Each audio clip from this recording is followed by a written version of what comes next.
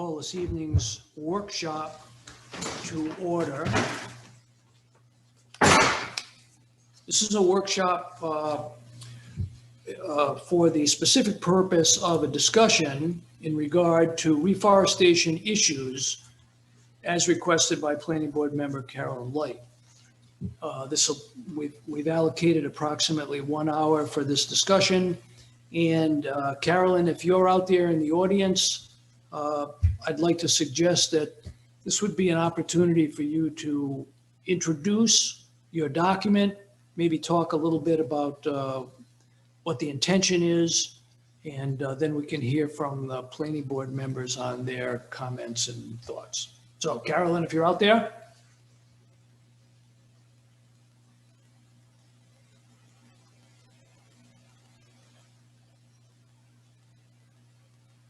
Carolyn?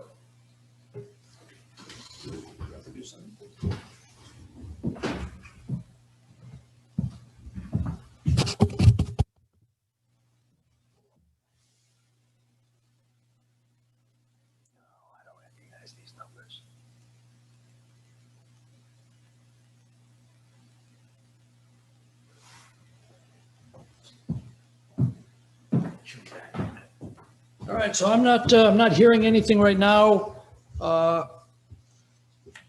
Talia has stepped away for just a moment, so let's just tread water here for a couple of minutes until she returns, and then we'll get everything back in working order. Bear with me, please.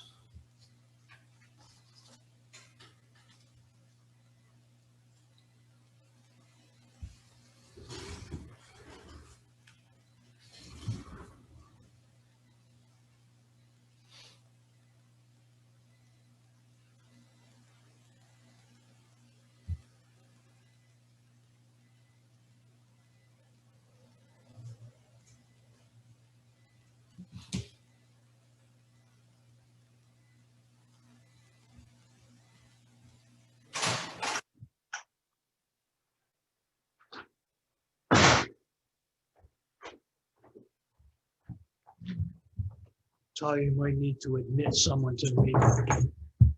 All right.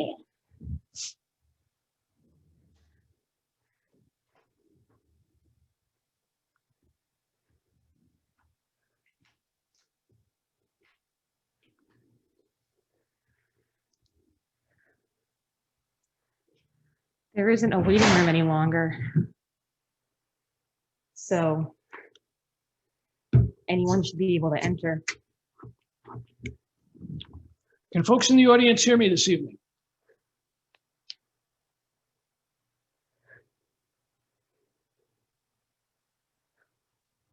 We're not muted. We're being recorded. It's coming up as having sound.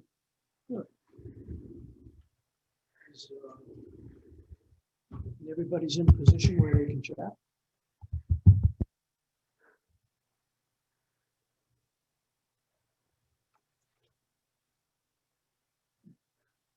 Okay.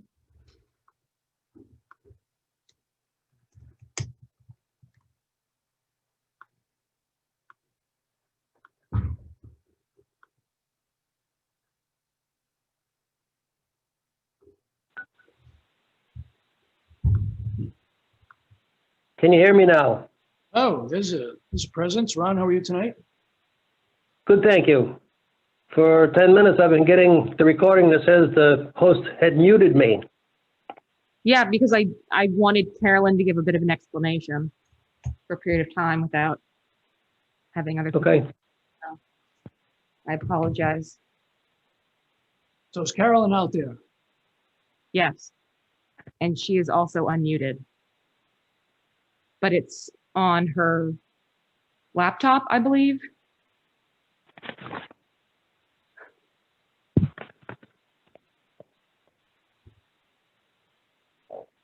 Carolyn, are you out there?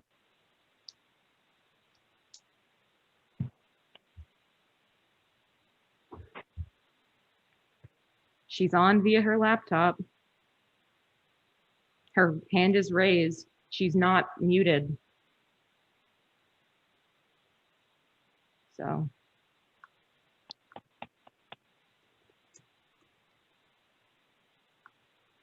Have we muted everybody else? Yes. Well, Keith is unmuted. Ron.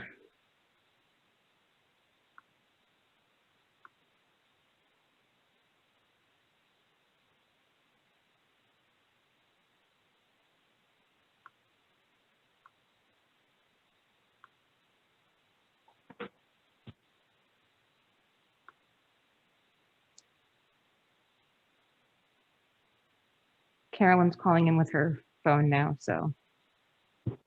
Hello? Here she is. Carolyn, how are you tonight? Oh, I'm technically challenged, I guess. I have to use my phone. My computer doesn't want to register anything, so. Okay. So We're in good shape over here, huh? did you hear my brief introduction? I did. Okay. So Yeah. if you're okay with it, I'd like you to take control here and introduce your document. Okay. We have a draft of a forestation agreement in front of us.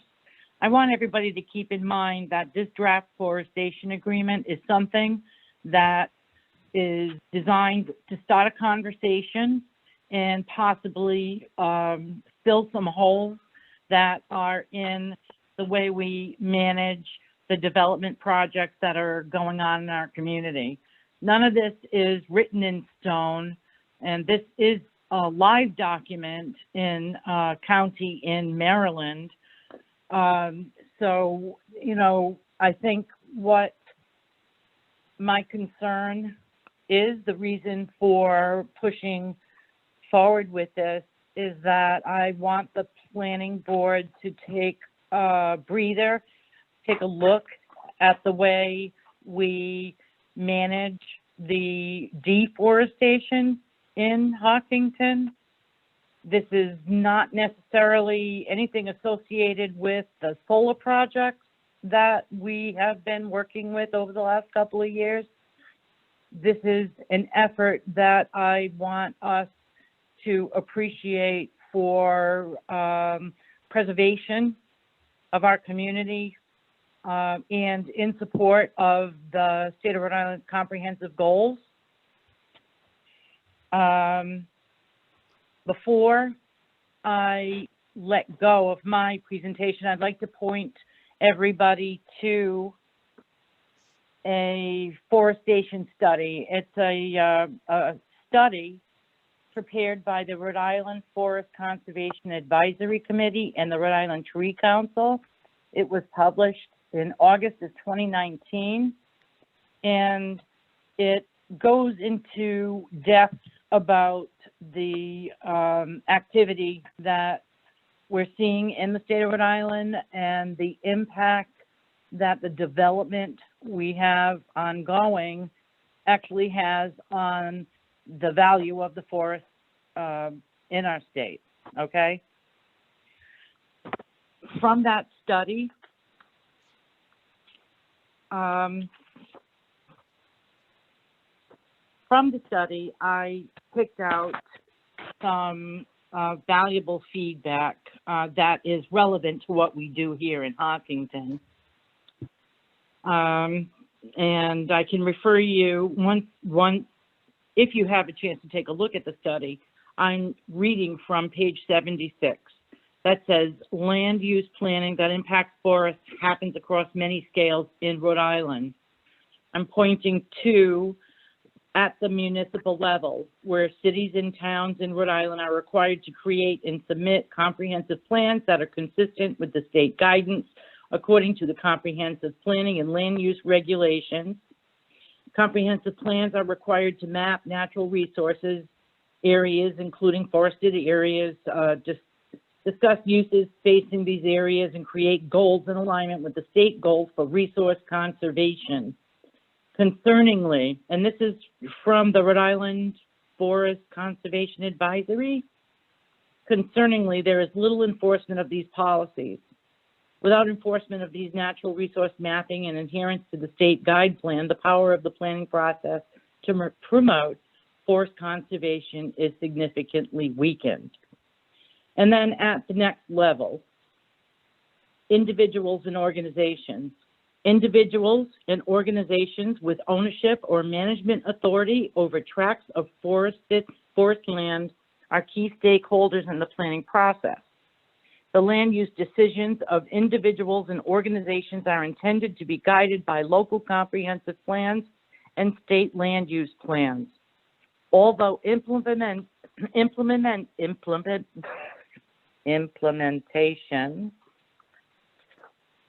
for example, consistency with municipal comprehensive plans and result local ordinances when proposed development projects are under review, is a weak practice.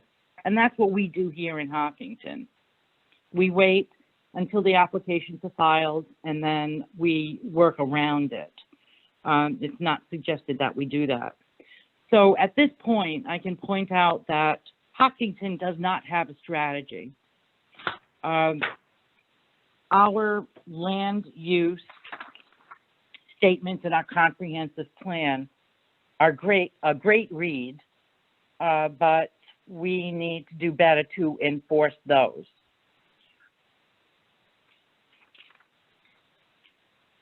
In addition to those statements, we have on page 81 of this study, referencing solar installations and wind installations. Installations on formerly forested land pit the benefits of renewable energy directly against the myriad of benefits offered by forests. I think we're all in tune with what those benefits are. We don't need to be reminded. I can move on. And here's a slap in the face for Hopkinton. It is often cheaper for solar developers to install projects on green spaces instead of parking lots, rooftops, and landfills that necessitate managing land remediation, navigating additional regulatory oversight, or managing built structures. Solar installations do not provide the clean water, human health, wildlife, recreational benefits that a forest inherently provides, in addition to carbon storage and sequestration. Even when a piece of developed land is converted back into green space, it takes centuries for the land to naturally transition from the field to old growth forest. Locally, state leaders, our leadership, should be grappling with the question of how to manage the dual environment concerns of clean energy and protecting the forest. This draft forestation agreement, I'm going to repeat, is designed to start the discussion. In the short run, I think this document can be tweaked to support the incentive to clear-cut less forest on parcels, be they commercial or residential. And this is not a direct to solar installations. It's a direct to commercial development and residential development. And I will add that I have a lot of interest in coordinating an ordinance for the community regarding forest management. So this is designed to start the discussion, and I don't think it's a matter of will a commercial developer or a resident agree to sign on to this. In many communities, I would point you back to the value of the Rhode Island forest on page 84. They do point to Maryland's Forest Conservation Act, which is the act that I used for the guidance to coordinate my thoughts on this matter, that developers are required to minimize forest loss and development activities. This must be accomplished by first preserving on-site forests and then reforestation, afforestation on or near the site, et cetera, et cetera. So, you know, there's a lot of value in taking a look at that before we decide whether or not we're going to move forward with this forestation agreement. We're here tonight to have the discussion amongst each other. I look forward to your comments and your feedback. I'm done. Very good, Carolyn. Thank you very much. So I don't mind starting off a little bit of the discussion here. First, let me make sure I understand what it is we're trying to accomplish.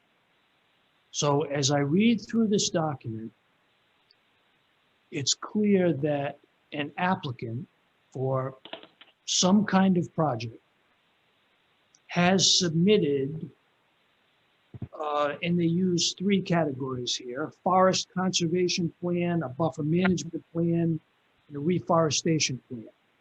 So they've submitted something to the planning board, and we will have acted on it. And then this agreement is really the the legal vehicle to make sure that everybody does what they said they were going to do. So first of all, Yes. do I have that part of the overview correct? Yes, you do. Okay. So then my first question is, do you envision this scenario taking place for every application that comes before the planning board? Minor subdivision, major land development? How do you see it fitting into our hierarchy of projects? Okay. In Maryland in particular, these documents are used with every developmental project, be it commercial or residential. And there's a nice framework that they work around. This is very general. There is leeway in the suggested ordinance, the techniques for managing this type of work in the field.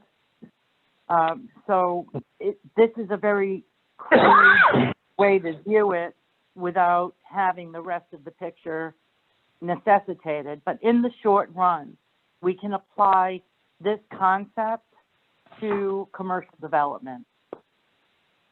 We can apply this concept to big housing developments. For instance, we're considering a Brushy Brook with 140 houses.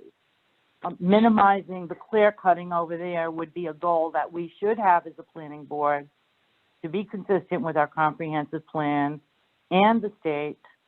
And this would be one of the tools that we would be able to implement to get there. I understand. So I guess, and one of my comments as I reviewed the document was, do you envision a threshold here? Because, let's say that we have the, which we've seen a lot of recently, the 2-lot subdivision that comes before us. Somebody looking to cut off, somebody looking to do a land division for a family member or something like that. Well, the imposition of this kind of mechanism is pretty dramatic for a project of that magnitude. So I didn't know if you were trying to capture everything, because don't forget, a minor subdivision can still have a significant impact on a forest or a space that we want to preserve. Or if you were suggesting that this is really focused at major land developments, major subdivisions, and commercial projects, that kind of thing. In the short run, the major developments, the commercial projects, etc. Ultimately, at the end of the day, these minor subdivisions, these administrative divisions, they would have to account for any clear cutting that they're doing. One of the things that sits in my head since I started reviewing this program is the fact that we have currently landowners that are leasing their land for use for different projects. And there's a price tag that's associated with that. It's agreed upon, et cetera.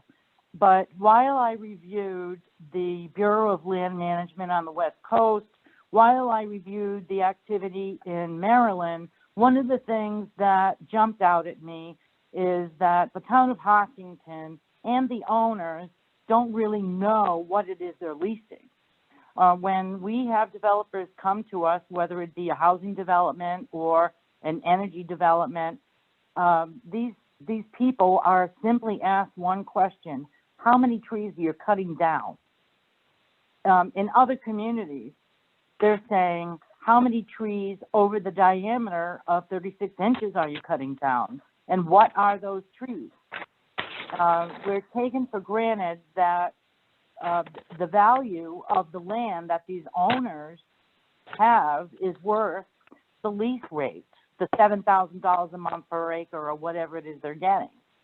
When in fact, we're encouraged by the state of Rhode Island to take a closer look at exactly what we are cutting down. Now, a tree at 36 inches diameter is hundreds of years old. It might have specific value. The only person who knows what value that tree has is the logger who's taking down the tiger oak. So there's an education process that I think the owner isn't getting, and we can't have them do that, but we can encourage more accountability when they ask to clear the land. So for a commercial development in the short run, because we have a lot more commercial development going on in our community than residential activity, I'd like us to talk about how we wrap our arms around the damage that we're doing. There's nothing, you know, we're talking short term, 25 years, when in fact that forest isn't going to be replaced. It's not going to retain the same value it has today for yet another 100 years. Okay. I think there's, I personally think there's value in having developers and project owners be responsible for this type of a view into the project. It's not going to be just a strip mall. It's not going to be just, for instance, 250-acre solar field. There's a lot more going on. And in the recent couple of years, we've had so much pushback from the taxpayers regarding the clear cutting. This is an ideal way to address those concerns and to start being a little more responsible about it. Okay? Okay, good. I'm anxious to hear from other planning board members. Me too. So Sharon Davis has raised her hand. She's the only person who's done so far. Not that anyone necessarily has to, but she's been waiting for a while, so. Sharon, you're out there this evening.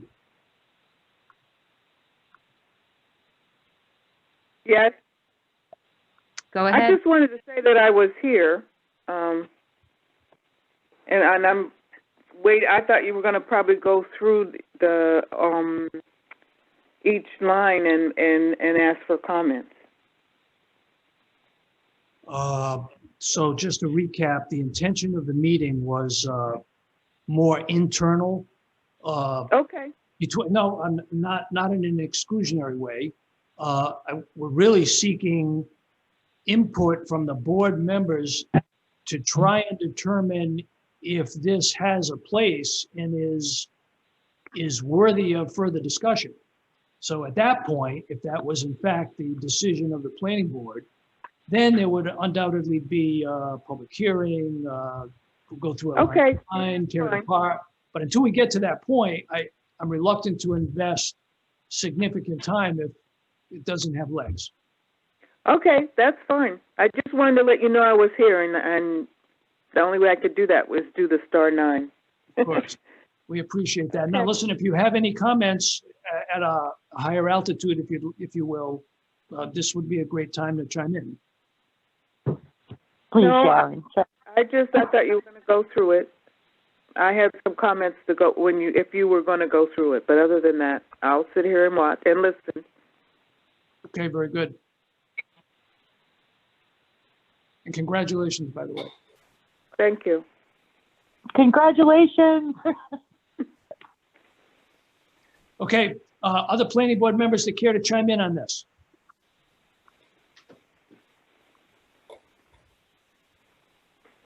This is Emily. I'd love to chime in.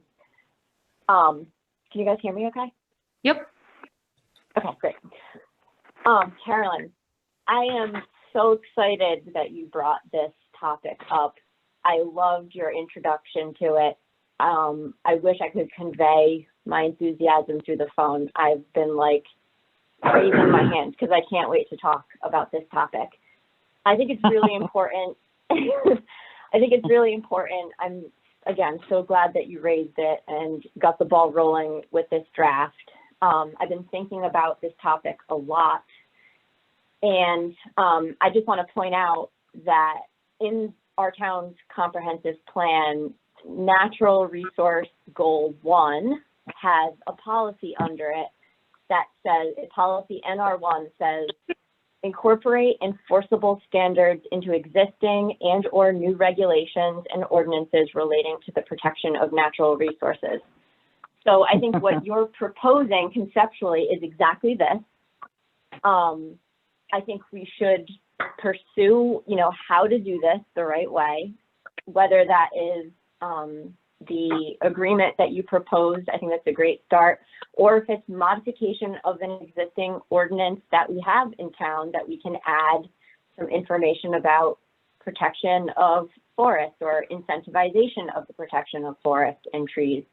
In my comments that I submitted, I found that the city of East Providence, in Rhode Island, of course, recently did this. They amended their, I don't actually know what ordinance it was, but there was a section of their ordinance about streets and sidewalks. Of course, they're not as rural as Hopkinton, so their circumstances are a bit different about tree preservation.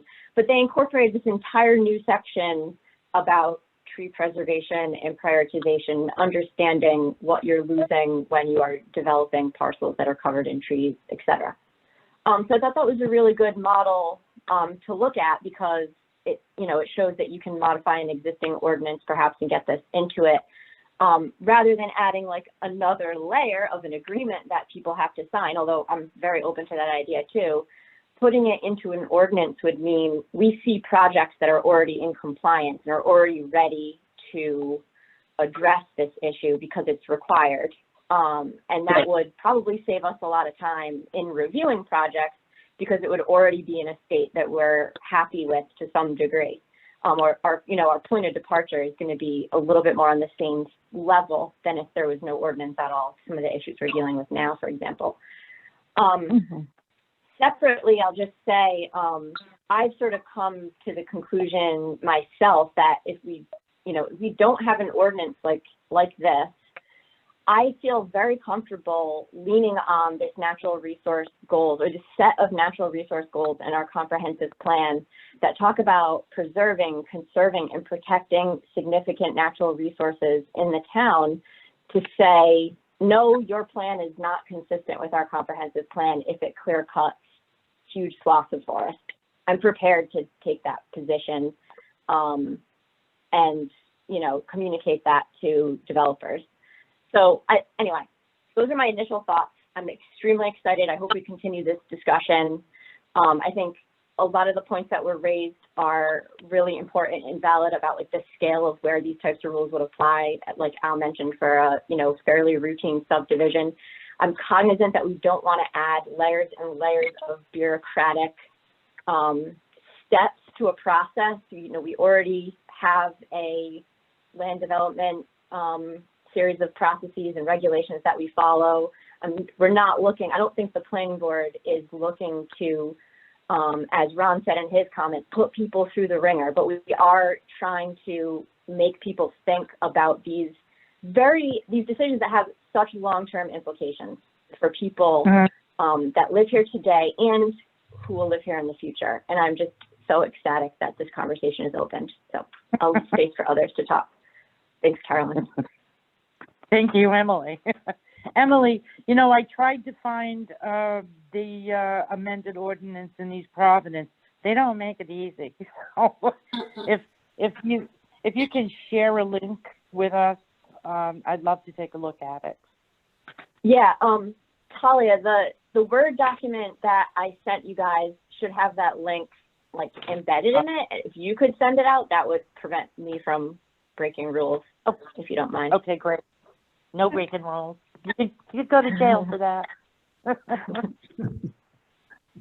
All right, very good. Thank you, Emily.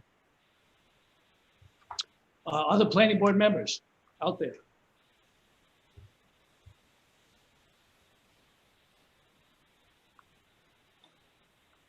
I'm doing a little math. I'll be with you in a minute. Okay.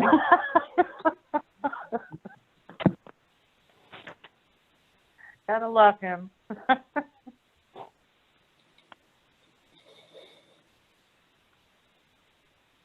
Keith, if you want to make any comments, it's *9.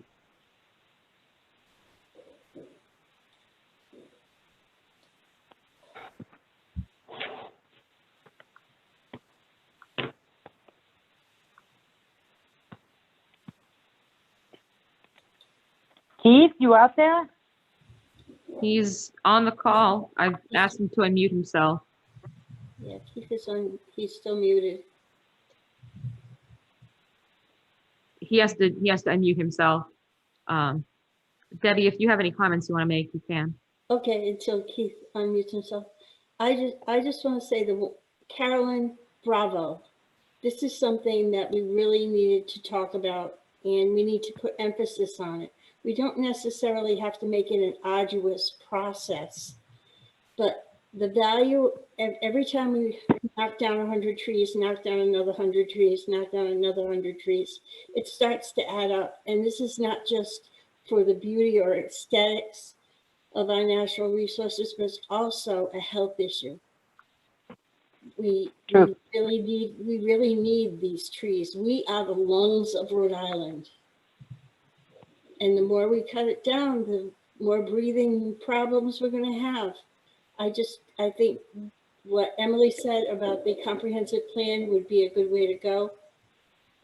And I read that report from Maryland. It's amazing. It's amazing. But there again, everything right now is based on the almighty dollar. And until we actually give people a concept of how much a tree is worth and how much forests are worth, we might have a little bit of a battle with this. But I like the idea of making fair. You know,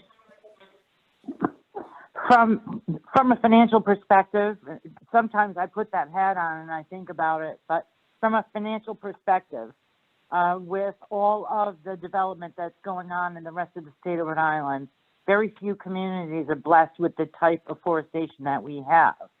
And at the end of the day, I believe the property values in our community would increase significantly simply because we have forests, because we have trees, because we have, 1 acre homeowner lots that are surrounded by trees and whatnot.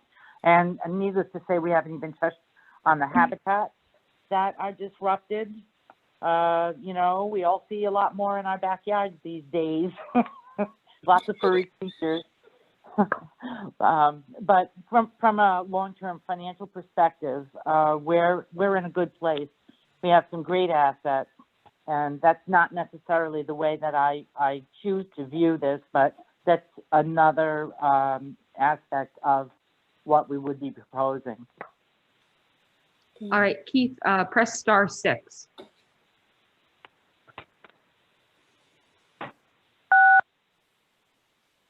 Sure, finally made it. Sorry. Happy to have you. Hi, Keith. Just glad we don't have webcams, that's all, so.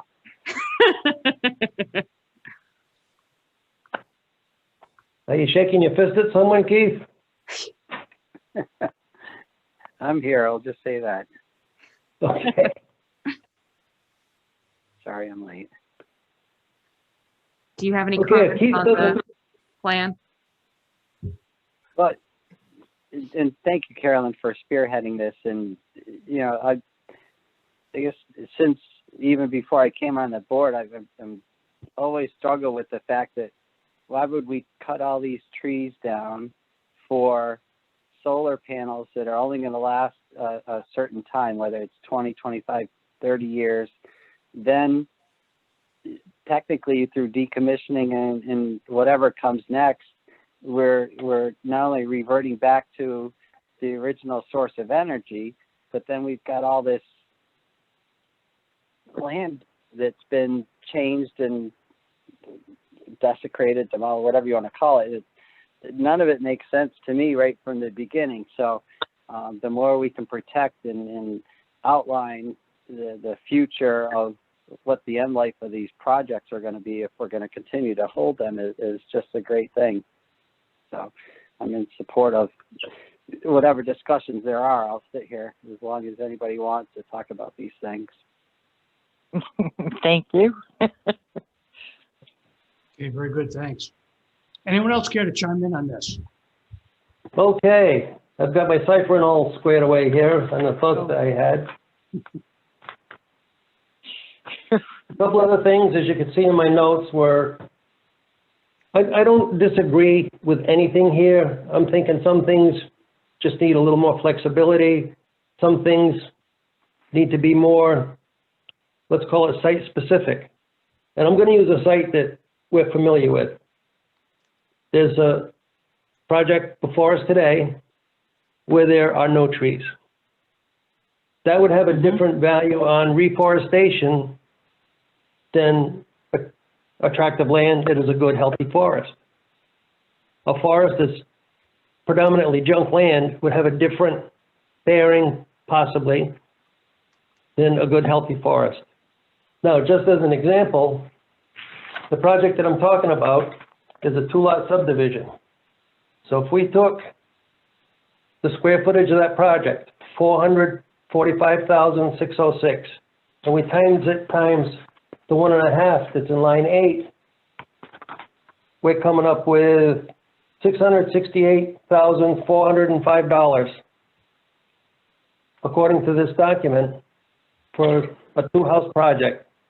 That seems high to me. You know, we just need a little more flexibility.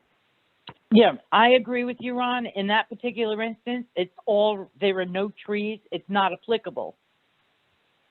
Right, exactly. The way the document is written, though, it looks kind of cut and dried that this is what we want to do. This is the facts and figures that we want to go against. You know, it just needs a little flexibility. Yeah, well, no, this document is strictly a draft, and it's open for modification all over the place. The figures Right. that have been used in here are figures that are taken from a community in Maryland, which it doesn't apply to an island for, you know, whatever reason. We have to review that intimately ourselves. Right. And we need a licensed forester to help us understand what those numbers should be. Because none of us are qualified. Right. That was All right. one of my points, that, you know, Yeah. who's going to determine the 7%? It should be somebody that is actually knowledgeable and experienced in that field. Yeah, And well, by that I mean, my background wouldn't authorize me to say how much Al should charge for doing a surveying job. And by the same token, Al wouldn't be able to estimate a job, let's say, tearing down a turbine for inspection and putting it back together. It's two completely separate things. And if we keep the things separate, you know, we just need a little more fleshing out of the document. It's a good document. I read it over a few times, and it is, I think it's a good document. And the only other thing that I would make a comment on is number 12.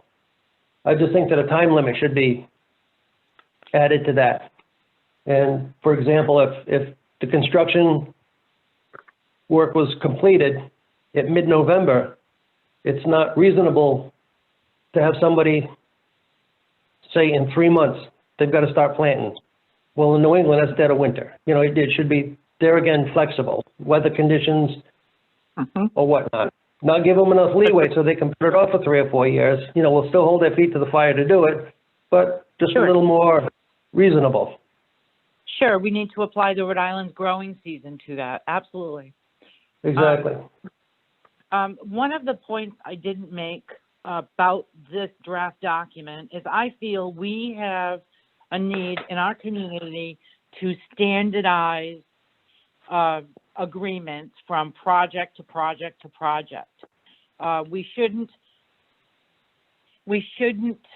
go with the ebb and flow of the tide and whims, numbers that are pulled out of the air. I think it would be helpful, and this is the way other communities around the country do it. There's a standardized application process like we have. This is part of the standardization. Applications for commercial development should include forestation discussion. Much different than what we see now. We are, simply looking at landscape plans on, draft plans, and we're reading language. Standardization to how Hopkinton approaches forestation and decommissioning is needed.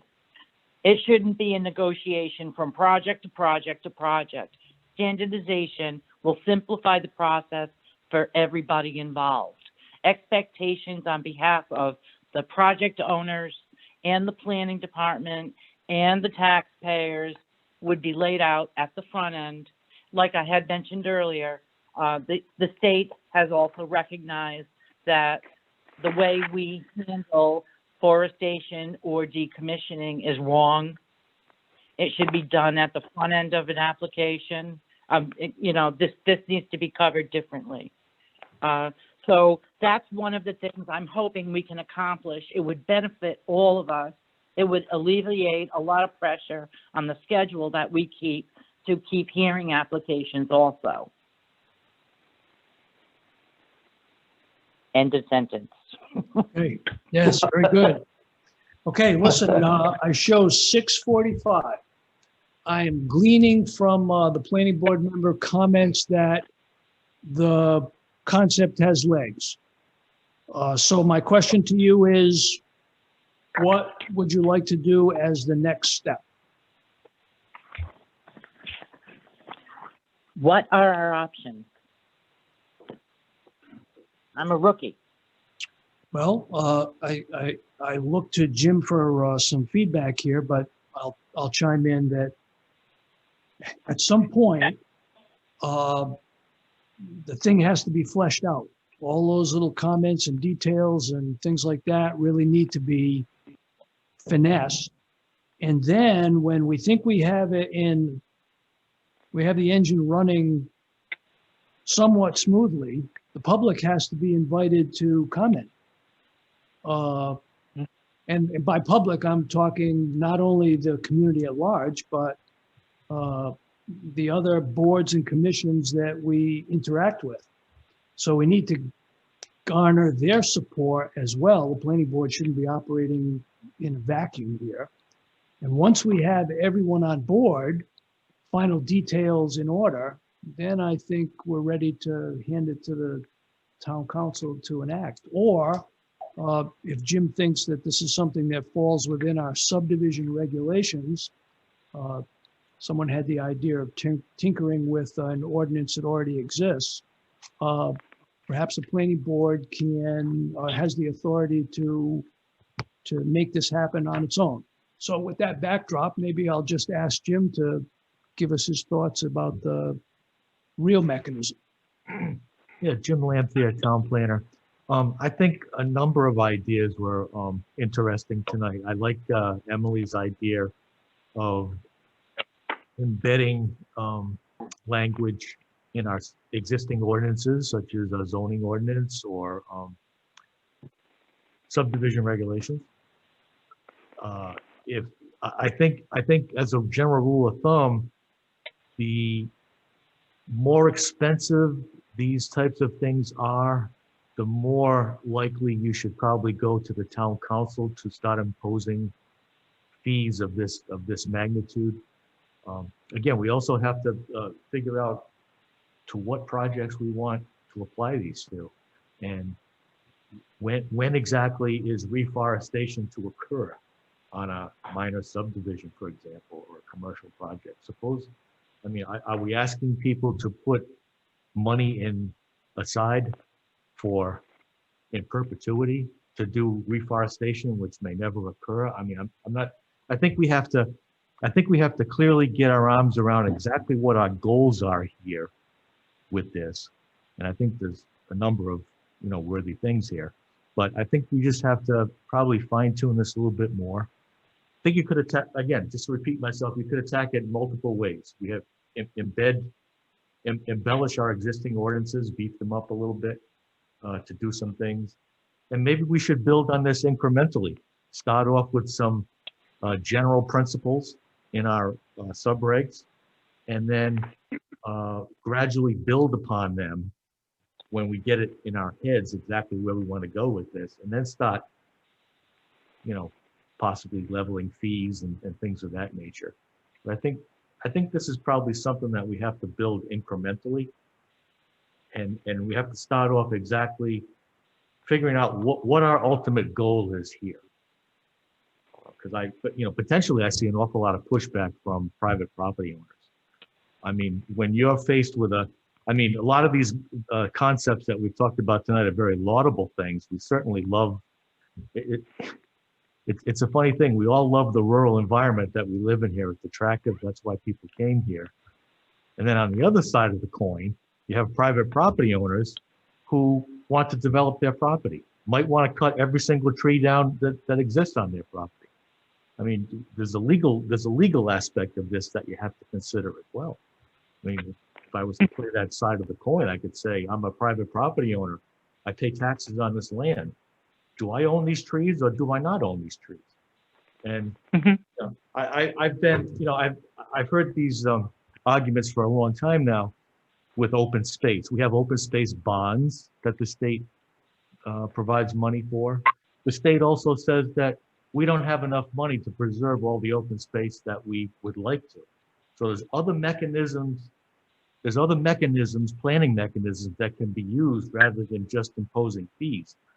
Transfer of development rights. We've had people come to town before suggesting that. Transfer of development rights from one zone to another zone. That really didn't receive very warm welcome here in this particular room I was in. So conservation development is another one that wasn't really warmly received. So there's other techniques you can use to preserve forest land other than just leveling fees and requiring reforestation. I just question whether these things are actually going to get done in practice. Maybe there's a way, when someone comes to us with a development plan for their land and they need approvals to do something, I think that's probably where we have them in a negotiating process and say, how are we going to do this? And that's assuming that they come to us now with a forested property to begin with. Developers could always come to the town with a pre-developed piece of property that might even be developed to the point where it's considered to be an eyesore, and would probably welcome anything that they propose to put there rather than what's there now.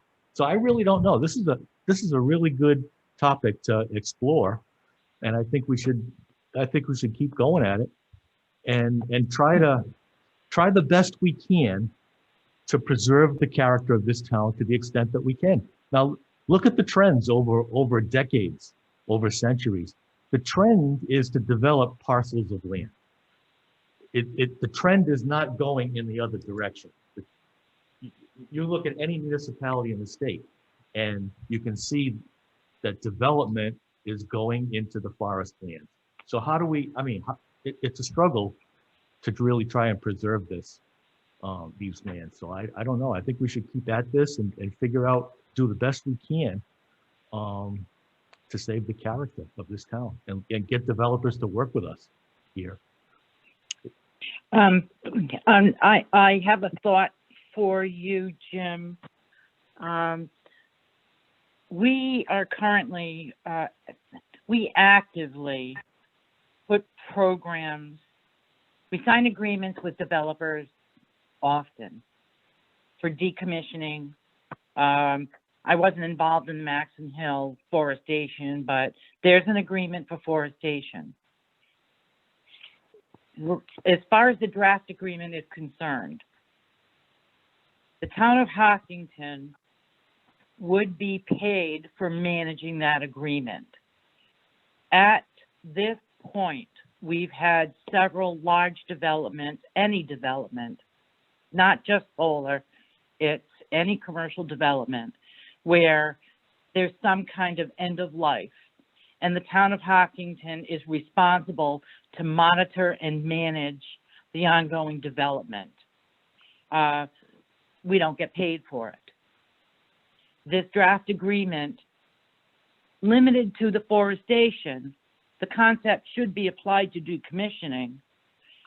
10, 25, 30, 40, 50 years from now, our community is going to be managing the Maxon Hill forestation program and not get paid for it. So some of my intention is to recognize the fact that the developer is going to be gone, maybe the landowner is going to be gone, but Hopkinton still has a responsibility, and we have to find a way to pay for it. So at the front end, our decommissioning and our forestation should include some kind of compensation for the work that our town has to do down the road.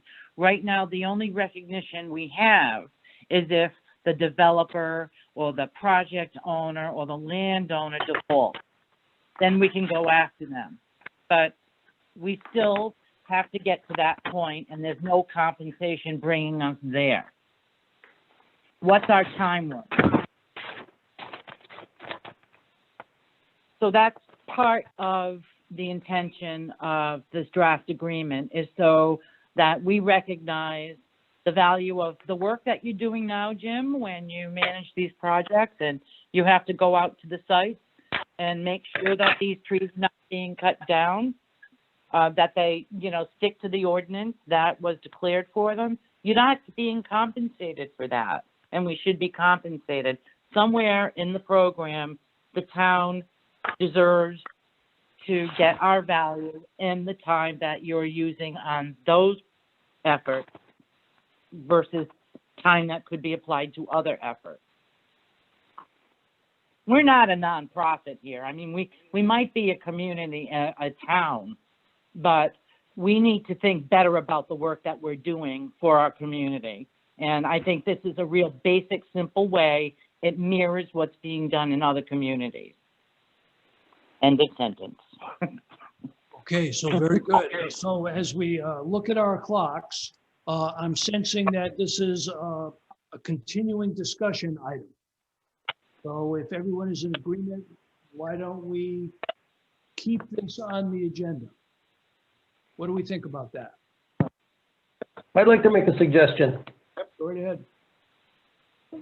How would everybody be, thought process-wise, if we had, let's call it an executive meeting?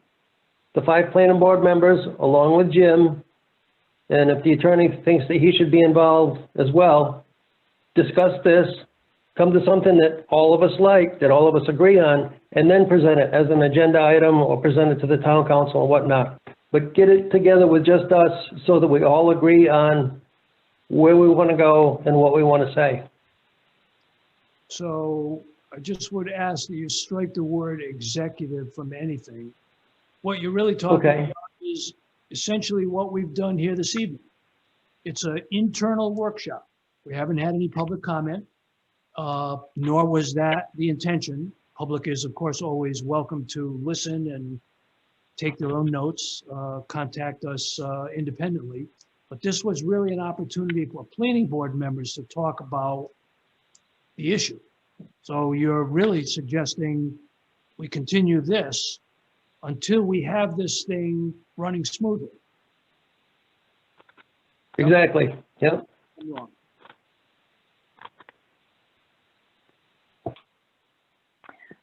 So- Okay. Well, if everybody's good, I'd like to suggest we continue the discussion. We just need to figure out how to fit it into our time budget. Oh, who's the master of the schedule?